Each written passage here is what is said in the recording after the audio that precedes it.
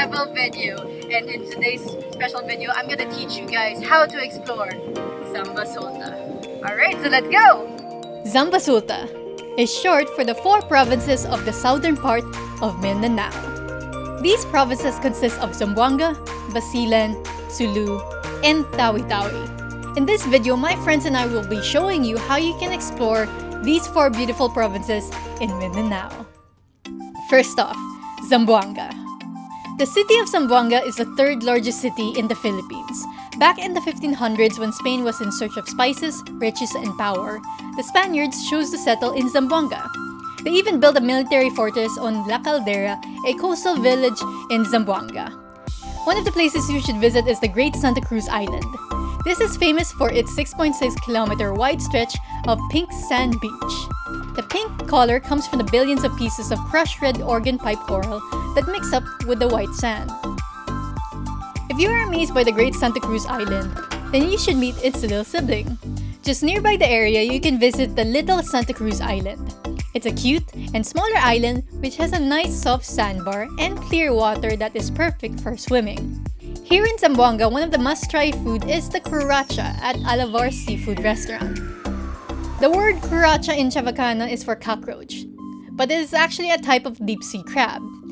Unlike most crab whose meat is mostly found in their claws, the cucaracha has more meat in its body. In Sitio Sibulao, you can find a beautiful waterfall named Merloquet Falls. So by going there, we're going through 370 steps downwards to reach to the location. It is a 2-tiered waterfall that gives a curtain-like effect when the water is flowing down. It's pretty easy to hike down to the place, but heading back up is a challenge. Tiring part of our first trip, which is going back the 372 steps. After visiting the waterfall, we had to start our journey to Once Islas. Once Islas comprise of many islands. You guessed it right, 11 islands to be exact. However, only 3 of them are open for the public to explore. These are the islands of Baong-Baong, Bisaya-Bisaya, and Siromon. We only visited Siromon Island for this trip and discovered we had the island to ourselves. Here, there are free cottages where visitors can chill. There is also a nice sandbar in the front that appears and disappears depending on the timing of the tides. And at the back of the island is another peaceful beachfront that features tree houses, swings, and rock formations. Sulu.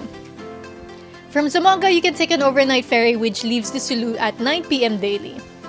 The journey took us 9 hours of travel time, so it's best to leave the night before.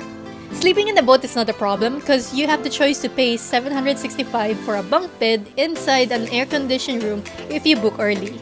At 6 a.m. in the morning, we met up with the Jolo tourism staff and army to accompany us and start our tour. Here in the capital city of Jolo, there are so many destinations that you can visit. You can drop by the Sulu provincial capital, buy very affordable fruits like lanzones, durian, and mangosteen at the local fruit market. Magkano sa atin, magkano siya? It's 100 pesos! Sa Manila, baka ano to? 500? More than that. And even stroll at the city's beach at Mobo. We went to Shara's Cafe to try out Bangbang Soup, which is a group of local delicacies. The setup here is quite unique. You don't have to order and specify what you want. They will place all the Bangbang Soup on the table and they'll charge you based on the number of pieces you have consumed or touched. They also have a native coffee called Kahawa Soup and Kahawa Giatasan, which means coffee and milk to start off your breakfast. We then head to Panglimata Hill, a nearby island in Sulu.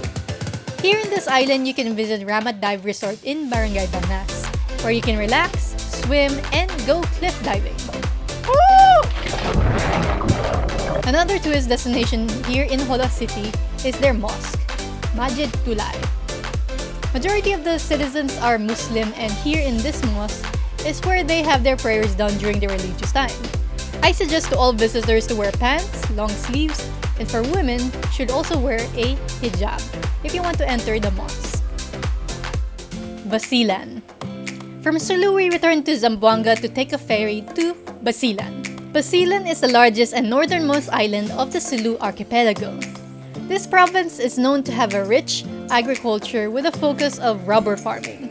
They have the largest plantation of rubber trees, and you can find them beautifully lined up in order. You can almost find these trees anywhere in Basilan, especially along the highway. In the city of Lamitan, you can also find delicious local food that is a must-try. I'm currently with Ate Aida. She's currently preparing a dish called lokot-lokot. So it's made out of rice flour and sugar. If you are looking for a food trip in Basilan, then head to the Putuan local food market. One of the foods that you should try here dito sa Putuan would be shark meat, stingray, and the black soup. Their flavors are much fresh and organic compared to the foods that you eat with preservatives. Basilan is also home to one of the national artists named Ambalang Osolin, one of the weavers of peace who specializes on tenon weaving. Ambalang was recognized for her commitment to safeguarding and promoting the tapestry weaving tradition of the Yakans in Basilan. The tenon design is regarded as one of the most expensive weaving products due to its complex and intricate design. After getting to know the weavers, we visit Bulingan Falls. It features a waterfall that has a nice geometry landscape that looks like a stairway. The entrance fee here is free, and they have a nice sheds for you to relax. Heading to the top of the waterfall will only take you 5 minutes, and the view is stunning. From Namitan City to Isabela City is where you will find their popular destination, which has been described as a hidden paradise, Malamawi White Beach. To get to the island, we rented a boat from Isabela City Port for 10 pesos per head. We then rode a habal-habal for 60 pesos round trip. Malamawi White Beach is a perfect destination to end your Basilan trip as the beach is relaxing and peaceful. You can experience the beauty of this place for an entrance fee of 40 pesos. Here, the sand is powdery white, and they also have a long boardwalk. This place absolutely feels like paradise. Tawi-Tawi.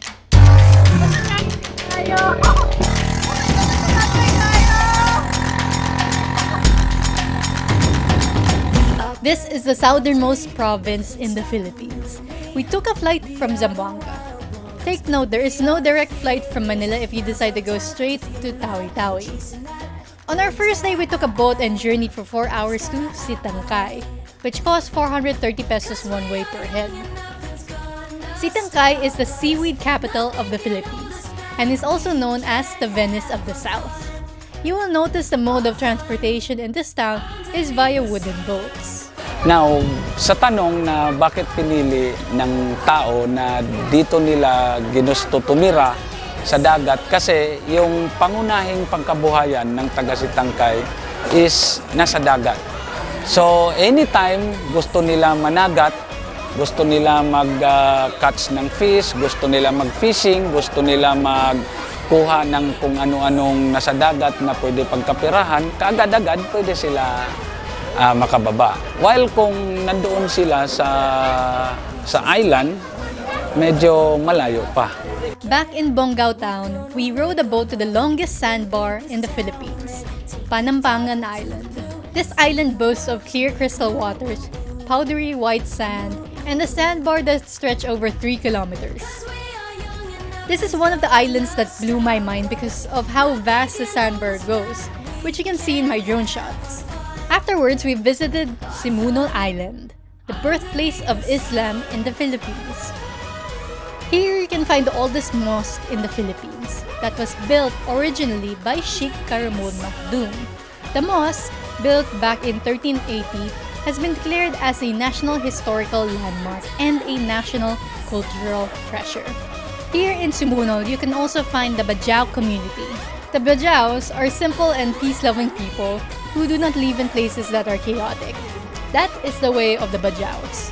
They prefer to live in peace at sea, hence why their houses are in stilts.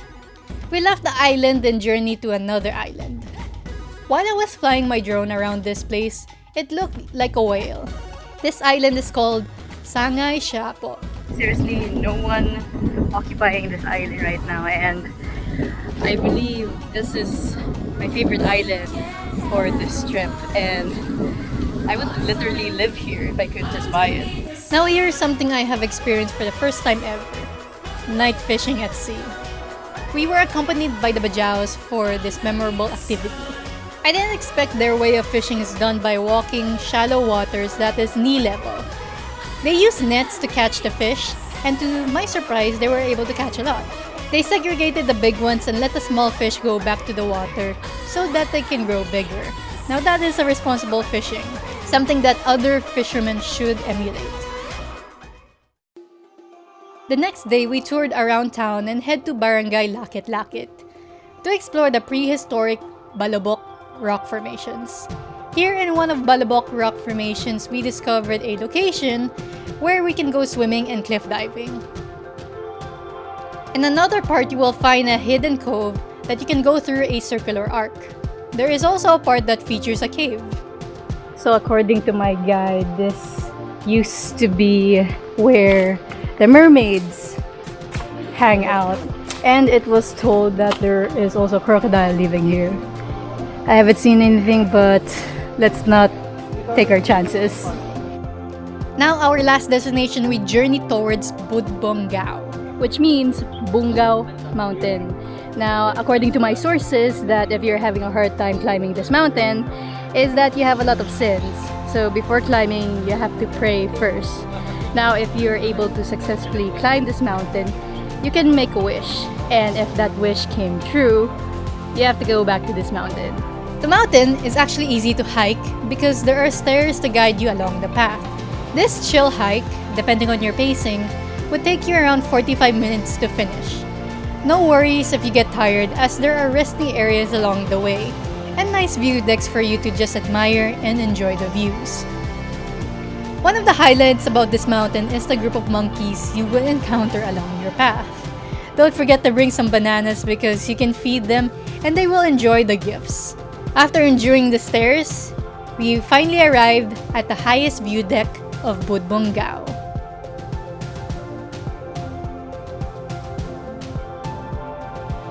8 days of exploring ZAMBASULTA and socializing with the locals have opened my eyes to something unexpected and beautiful.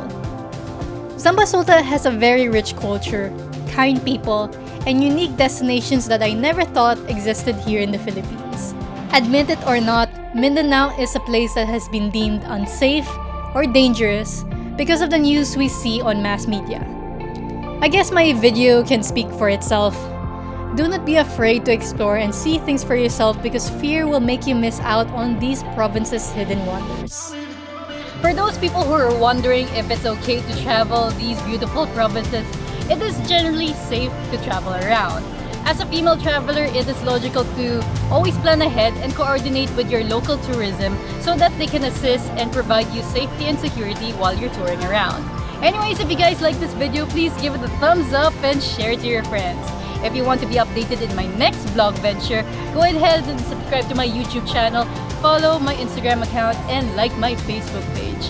This is Serrano signing out, and I will see you in my next vlog venture. See you guys!